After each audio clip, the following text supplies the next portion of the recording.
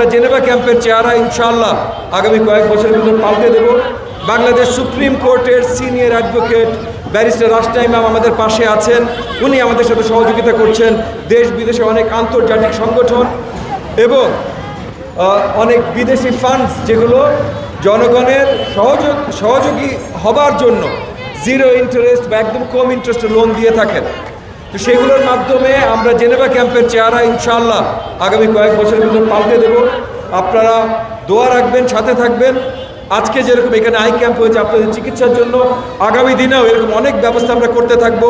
সেগুলো যেমন চলমান থাকবে, আপনাদের অ্যাকচুয়াল লিভিং কন্ডিশন, আপনাদের ভবিষ্যৎ কীভাবে তৈরি হবে, আপনাদের সন্তানদের এডুকেশন, আপনাদের চিকিৎসা, টোটাল চিকিৎসা ব্যবস্থা, দুই একটা আই ক্যাম্প না, টোটাল চিকিৎসা ব্যবস্থা, আপনাদের অর্জনের উপায়, সব কিছু নিয়ে আমরা কাজ করছি। আপনারা শুধু আস্থা রাখবেন, আমাদের সাথে আলোচনায় থাকবেন, এই ব্যবস্থাগুলো খুব শীঘ্রই আমরা করব।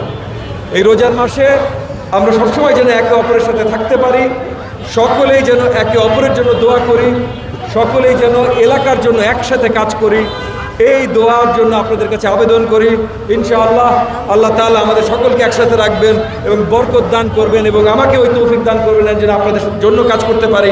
আপনাদের সকলকে তৌফিক দান করবেন যেন সবাই একসাথে মিলে আমরা আমাদের এলাকা, আমাদের শহর, আমাদের দেশের চেহারা পাল্টে দিতে পারি।